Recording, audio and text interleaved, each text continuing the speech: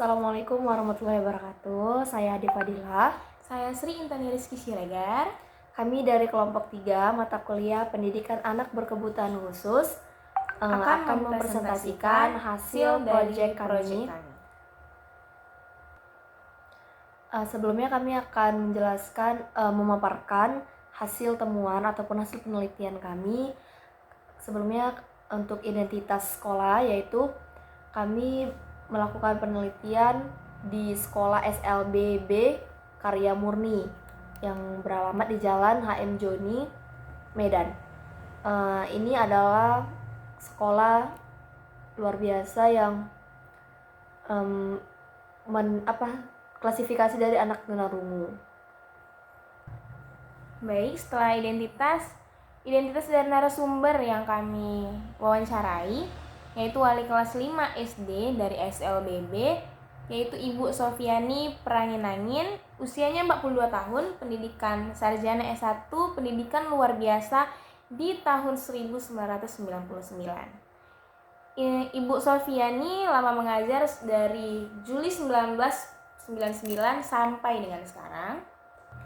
Adapun hasil temuan observasi kami, yaitu yang pertama, hasil observasi ini dilakukan tanggal 12 Mei, hari Jumat. Yang pertama yaitu setiap kelas itu hanya berisi 8-12 siswa. Ini sesuai dalam undang-undang peraturan dari sekolah tunarungu. Lalu yang kedua, untuk tingkatan kelas itu terdiri dari kelas TK 1, 2, dan 3, dilanjutkan ke tingkat SD 1-6, dan terdapat juga tingkatan SMP kelas 1, 2, dan 3. Untuk pembelajaran dimulai pukul 7:15 pagi sampai dengan jam 11:45. Dari wawancara yang sudah kami lakukan, Ibu Sofiani mengatakan bahwa usia di kelas 5 ini beragam. Ada juga yang 13 tahun, ada 15 tahun, ada juga yang 18 tahun. Yang sudah berumur ini karena terlambat orang tua yang masukkan ke sekolah. Jadi sudah usia belasan tahun pun masih duduk di kelas 5 SD. Dan juga ada yang pindahan dari luar Medan, seperti dari Stabat, Binjai, yang paling jauh di kelas 5 SD nih dari Kalimantan. Nah, mereka ini tinggal di asrama, namun untuk adik-adik yang domisili di Medan tetap tinggal di rumah masing-masing. Gitu. Di kelas 5 SD ini juga terdapat 11 siswa, yaitu terdiri dari 4 laki-laki dan 7 perempuan. Nah, untuk pembelajaran di sekolah tersebut itu menggunakan kurikulum yang reguler namun dimodifikasi sesuai dengan kebutuhan juga kemampuan dari para peserta didik. Nah, setiap siswa mendapatkan pengajaran yang sama oleh guru. Saat pagi hari, kelas dimulai dengan kelas percakapan namanya. Nah, ini berguna untuk melatih mulut dan juga suara peserta didik agar tidak terjadi kebisuan. Ini adalah hasil wawancara dengan Ibu Sofiana selaku wali kelas 5 SD.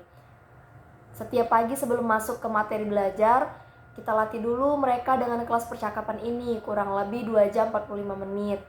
Nah, setelah itu barulah masuk ke materi pembelajaran yang lalu. Jadi mereka nggak langsung masuk ke pembelajaran yang selanjutnya gitu. Jadi mereka mereview, mengulang lagi pembelajaran yang lalu supaya lebih ingat lagi karena adanya keterbatasan si anak para peserta didik, maka ada agak sedikit berbeda lah sistem pembelajarannya dibandingkan dengan sekolah biasanya. Nah, berikut akan kami tampilkan beberapa cuplikan video pembelajaran anak SLBB kelas 5 SD di SLBB Karya Murni.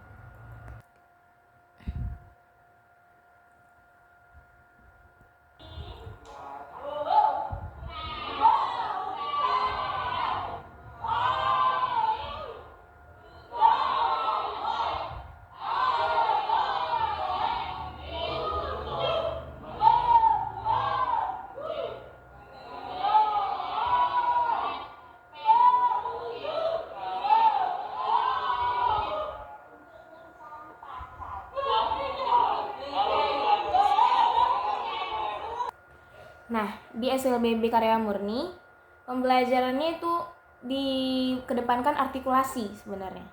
Jadi, walaupun mereka tetap belajar bisindo dan CB mereka tetap lebih paham jika artikulasi. Makanya tadi di video sebelumnya dijelaskan, kita lihat kan kalau gurunya betul-betul membuka mulut saat mengasih tahu beberapa kosakata ke adik-adik kita di kelas 5 SD SLBB. Oke, nah selanjutnya Ibu Sofiana juga menjelaskan kalau di SLBB tersebut mereka diharuskan untuk belajar Bisindo. Kami bertanya apakah perbedaan Bisindo dengan CB itu gitu. Nah jadi Bisindo itu kan artinya bahasa isyarat Indonesia, sedangkan CB itu adalah kalau singkatnya itu kayak ibaratnya Bisindo itu memang bahasa Indonesia yang memang umum untuk rakyat Indonesia gitu, dan CB itu adalah bahasa lokal gitu, ibaratnya kayak bahasa daerah.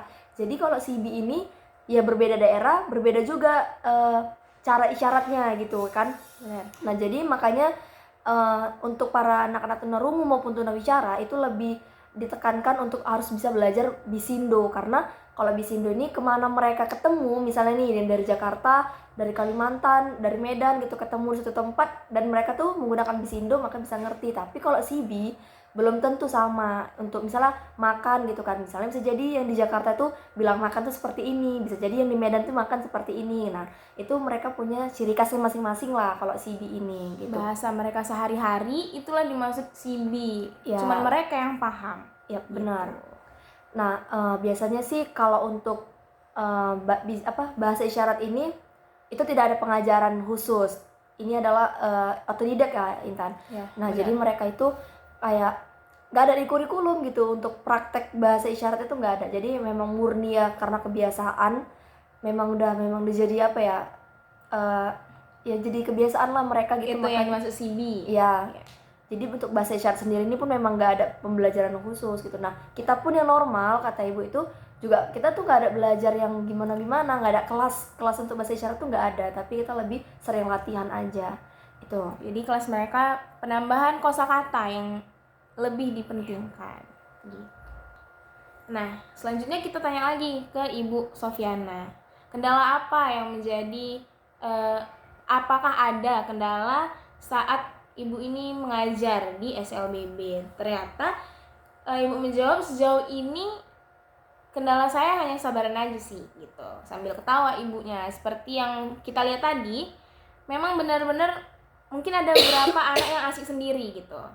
Ada yang asik sendiri saat mengajar, ada aja tingkah-tingkah anak yang jahil, usil, tapi kita sulit menegur mereka karena harus ada tindakan fisik dulu, seperti menyentuh mereka atau melakukan pergerakan, misalkan melambaikan tangan ke dia saat bicara, kita menegur mereka gitu. Barulah mereka mengerti kalau kita ini sedang mencoba interaksi dengan mereka, seperti itu.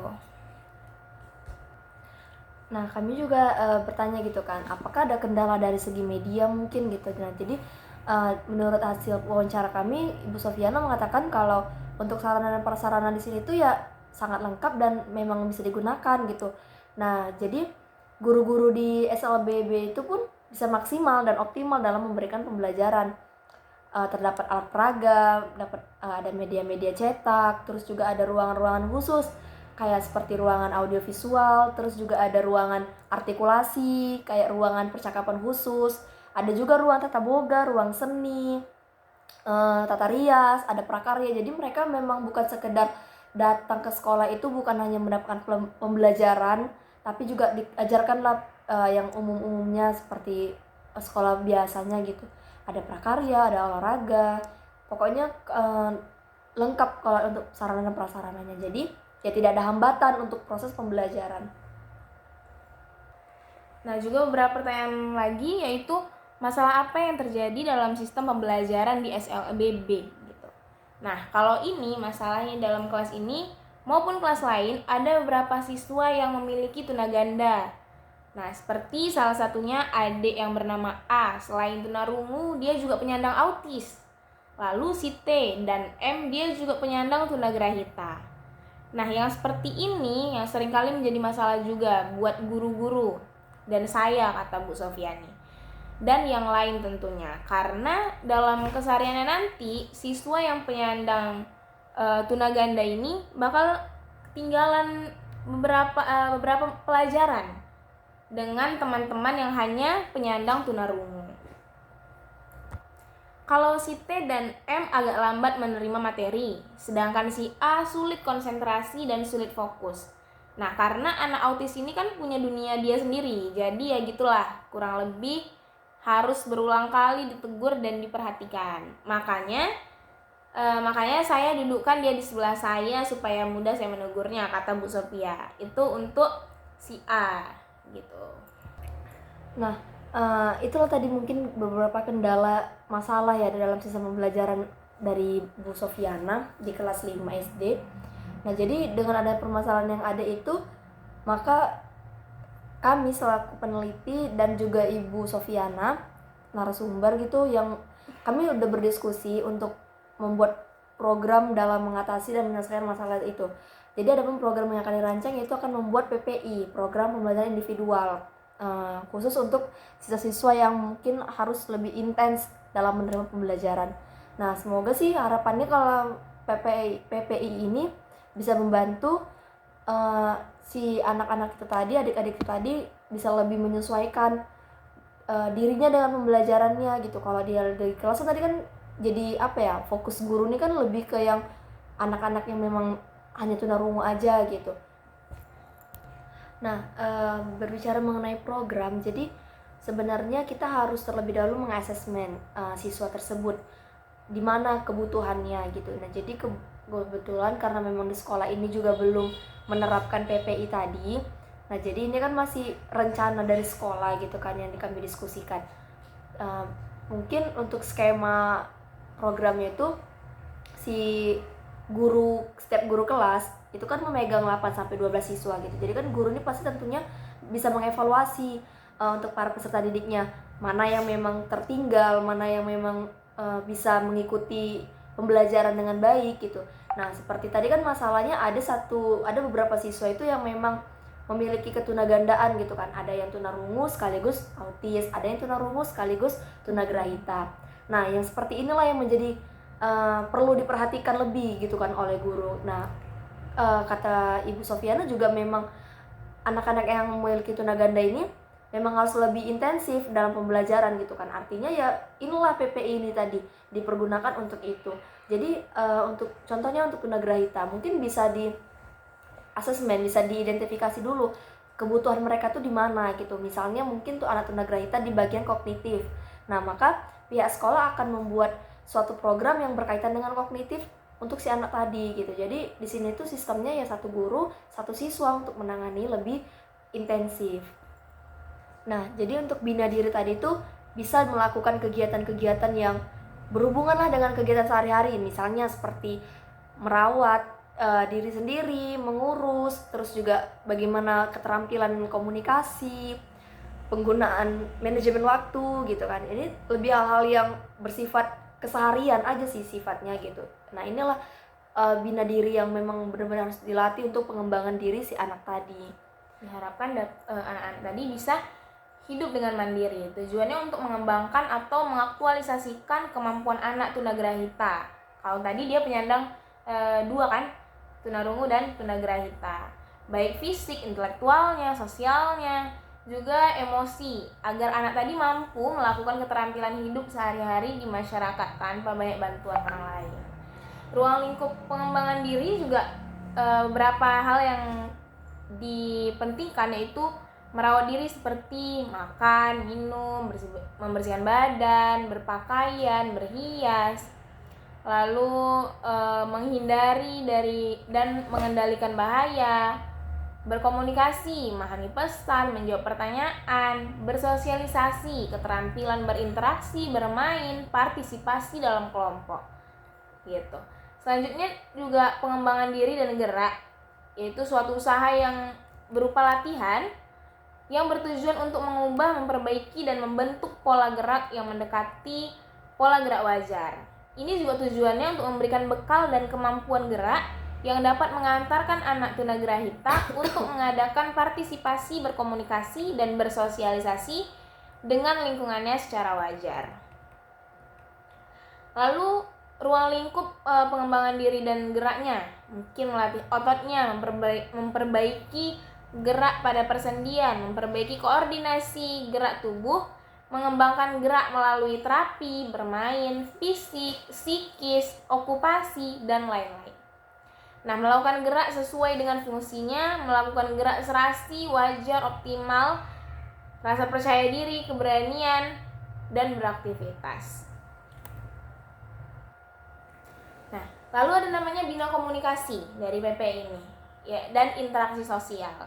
Nah, ini programnya diberikan kepada anak autis. Jadi tadi kita ada 3 anak, 2 penyandang tunarungu dan tunagrahita, lalu si A penyandang tunarungu dan autis. Nah, ini agar dapat mengembangkan kemampuan komunikasi dan interaksi. Ruang lingkup bina komunikasi dan interaksi sosial ini tujuannya untuk kemampuan komunikasi dari lisan dan tulisan. Kemampuan sosialisasi yang dimaksud itu tata tertib di rumah, di sekolah, masyarakat. Nah, kayak tadi adik kita yang A itu susah kali untuk fokus dengan guru, walaupun memang lingkungannya sudah benar-benar fokus, dikelilingi dengan orang-orang yang belajar, tapi karena tadi dia penyandang autis yang susah fokus, akhirnya dia main sendiri, baca komik sendiri, dan lain-lain. Nah, jadi ini diharapkan kemampuan sosialisasinya itu tata tertibnya meningkat di rumah, di sekolah, di masyarakat, jujur, disiplin, bertoleransi, menjaga harmonisasi, lalu memahami perbedaan dan persamaan dengan orang lain. Nah, jadi untuk implementasi program PPI yang khusus ya, inklusi ini, kalau untuk asesmennya sendiri tuh yang mau dilihat tuh pertama aspek dari fisik, baru juga ada persepsi, lalu pra-akademik dan akademik, keterampilannya, sosialisasinya, dan juga emosi.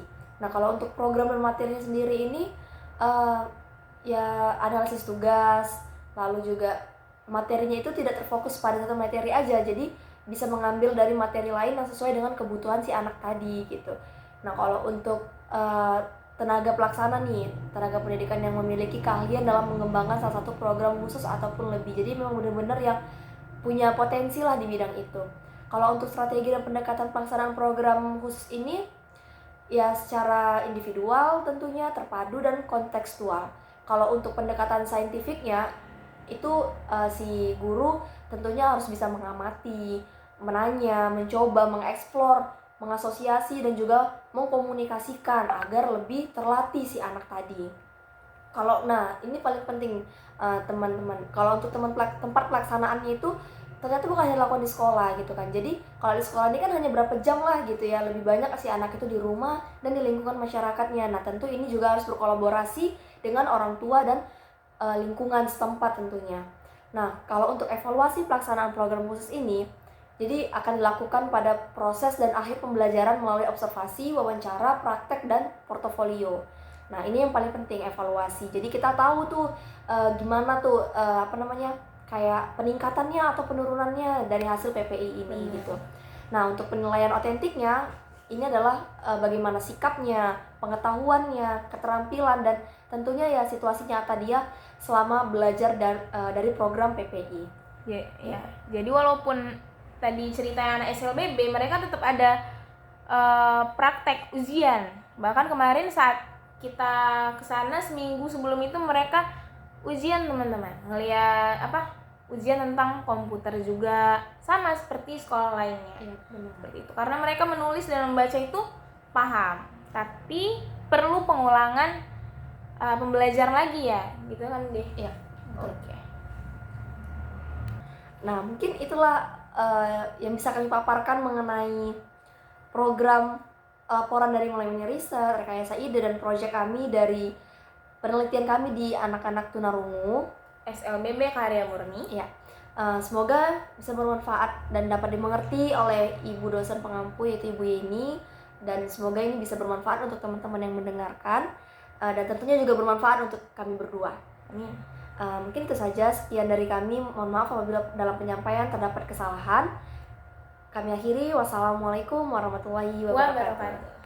Dadah.